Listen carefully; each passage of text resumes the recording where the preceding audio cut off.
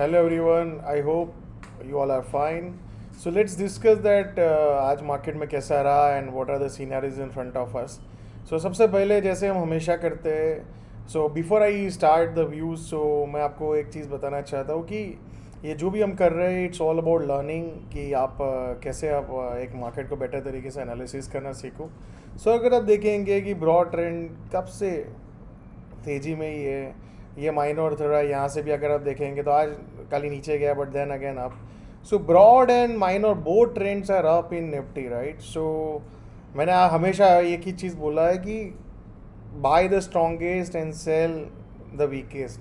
But अभी अगर आप बात करेंगे तो what is the scenario in front of us, right. So मान लो कि अगर आप कल ऐसे यहाँ पे एक स्टेबलाइजेशन बनाता है निफ्टी अराउंड यहाँ पे, या फिर मे भी थोड़ा पुल बैक लेके यहाँ पे, दो सिनारियो है. तो फिर उसके बाद जो ब्रेकआउट आता है तो you can look for the long opportunities, right, with the low risk opportunity. Positional जो भी लोग खड़े हैं they should always keep continuing, right. कैसे एसएल को हंट किया जाता है, अब देखो ये गैप अप जो लेवल था जहाँ से निफ्टी में स्ट्रेंथ है उसके आसपास ही एग्जैक्टली एक नीचे दिया and then the whole day market has given up trend. So basically you have to with the broad trend and micro trend both are positive. तो आपको पता है क्या करना चाहिए, right. Type in the comment box that what to do when broad and micro both trend are positive, where we should be, right. Let me see how many people give the right answer. So let's see the bank Nifty. अगर आप देखेंगे bank Nifty में जब से RBI का जो event हुआ उसके बाद जो माइक्रो ट्रेंड उसका जो वीक हुआ है वो अभी तक स्ट्रांग नहीं हुआ है. बट आज क्या किया, वो रिसेंट जो लो थे उसको काटा, पैनिक करवाया and then suddenly up. So still, I want Bank Nifty to go at least above 44,200 से 300 के ऊपर जब जाता है, रेंज ब्रेक करता है, तभी जाके उसका जो ब्रॉड ट्रेंड है वो तो पॉजिटिव है, माइक्रो ट्रेंड भी पॉजिटिव हो जाएगा. So till then I think if you want a long side, right, because there are more evidence of long. So आप अगर लॉन्ग करना चाहते हो तो आपको निफ्टी पे फोकस करना चाहिए. और बैंक निफ्टी जब 44,200 300 के ऊपर टिक जाए तो we can look for the long opportunity in bank nifty also.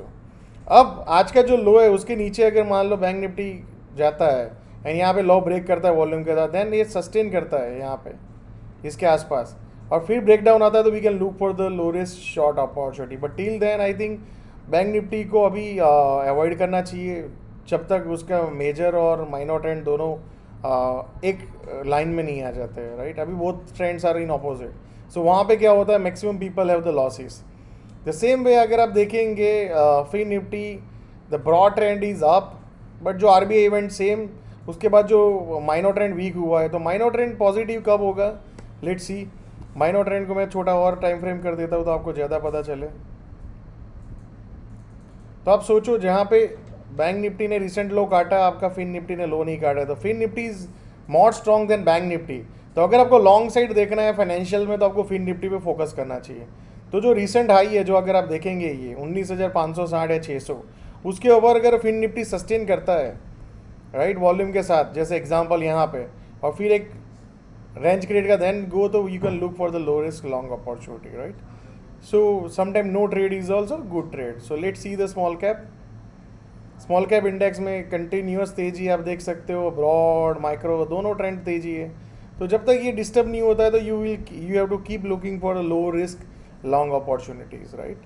Let's see the few small cap opportunity. 1 minute. आप देख सकते हो बांको प्रोडक्ट करके एक कंपनी है और बड़े वॉल्यूम के साथ स्टॉक ऊपर गया है, ह्यूज वॉल्यूम के साथ, और अभी एक कंसोलेशन कर रहा है. So for tomorrow if Banco product sustain above 310 तो यू कैन लुक फॉर 300 का एक रिस्क लेवल से आप 1:3 1:5 सच काइंड ऑफ अपॉर्चुनिटीज आप देख सकते हो. Then there is a Praj industries, right. अगर आप देख सकते हो प्राज इंडस्ट्रीज़ एक बड़ा, अगर आप ब्रॉड ट्रेंड देखेंगे तो एक बड़ा मूव आया था स्टॉक में. देन उसके बाद एक बहुत बड़ा रेंज में अगर आप देखेंगे रेंज बाउंड था आफ्टर बिग, मतलब स्टॉक हमेशा रेस्ट करता है जैसे हमने काफ़ी बार ऑब्जर्व किया है.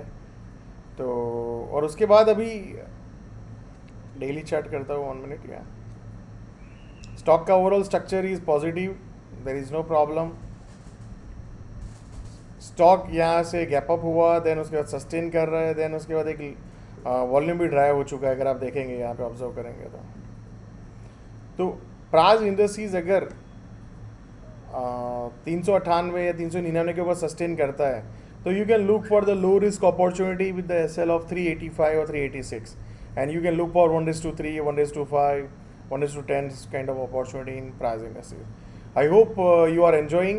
So don't forget to answer कि अगर मान लो आपका ब्रॉड ट्रेंड और माइक्रो ट्रेंड दोनों अपोजिट है तो क्या करना चाहिए, ब्रॉड और माइक्रो दोनों एक साथ में है तो क्या करना चाहिए.